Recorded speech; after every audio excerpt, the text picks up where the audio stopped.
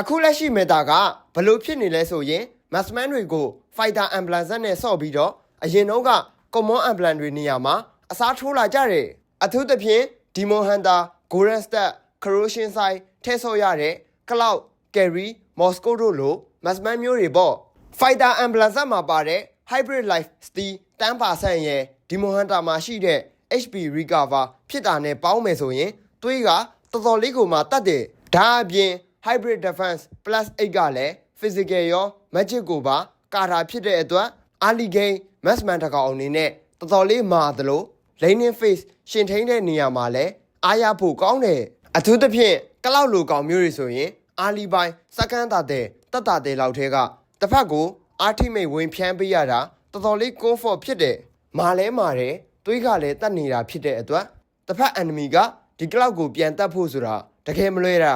ကလောက်ကတော့ Fighter Ambulance နဲ့တော်တော်လေးကောင်းတယ်ဆိုပေမဲ့ Moscow နဲ့ Carry ကတော့မန်နာလိုအပ်ချက်အရ Common Ambulance နဲ့ဆော့တဲ့သူတွေရှိသေးတယ်အဓိကက Moscow ဆိုရင် split တဲ့ကောင်များပြီးတော့ Scale 1ကိုအရန်အားကိုးရတယ်ဒီကောင်မန်နာမရှိလို့ရှိရင်ဘာမှလုပ်လို့မရဘူး Common Ambulance နဲ့ Fighter မှာကတော့ဒီအပိုင်းကကိုယ်အကြိုက်နဲ့ကိုပဲ Brother တို့အနေနဲ့လည်းအခုအချိန် Moscow Carry ကိုဘာတွေနဲ့ဆော့နေလဲအခုဗီဒီယိုရဲ့ comment အောက်မှာရေးခဲ့လို့ရပါတယ်ကျွန်တော်ကတော့သွေးတက်ပြီးတော့ပုံမာတဲ့ Fighter Ambulance ကိုပိုကြိုက်ပါတယ်ပြီးတော့ဒီ Massman 3ကောင်အပြင် Kimi လိုကောင်မျိုးတွေကိုလည်း Fighter Ambulance နဲ့ထည့်ပြီးတော့ဆော့ကြတယ်အထူးသဖြင့် Hybrid တွေ Adaptive တွေဖြစ်တဲ့အတွက်ကြောင့်မလို့ Magic Damage output ထွက်တဲ့ Hero တွေအတွက်လည်းအသုံးဝင်တဲ့ Kimi ကို Concentrated Energy ရဲ့ item အသေးလေးဖြစ်တဲ့ Mystic Container မှာပါတဲ့ Spare Fan 8% ရဲ့ item အကြီးအထိတွားခဲ့မယ်ဆိုရင် Hybrid Life Steal 20% ရဲ့ပေါင်းမယ်ဆိုရင်ဒီ Kimi ကတော်တော်လေးကိုမှသွေးတက်ပြီးတော့ Laning Phase မှာ share ဖြဲဆော့လို့ရတယ်ဒါပေမဲ့ကျွန်တော်မကြိုက်တာကဒီ Kimi တွေကသွေးပဲတက်မှာဗျာတကယ်တမ်းကျတော့ damage အဲ့လောက်ထိထွက်မှာမဟုတ်ဘူးအစောကြီးထဲက base damage ရဲ့ magic power ကို short ထားတာဗျာ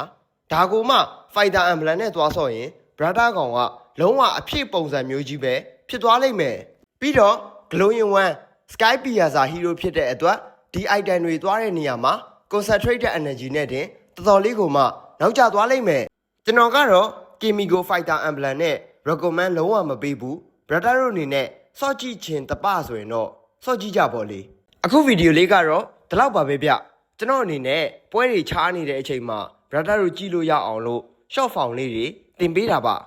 အဆုံးထိကြည့်ရှုပေးတဲ့သူတယောက်ရွှေစီတိုက်ကိုကျေးဇူးများကြီးတင်ပါတယ်ကျွန်တော်ကတော့ KC ပဲဖြစ်ပါတယ်နောက်ဗီဒီယိုတွေမှာပြန်တွေ့ကြတာပေါ့ဘိုင်ဘိုင်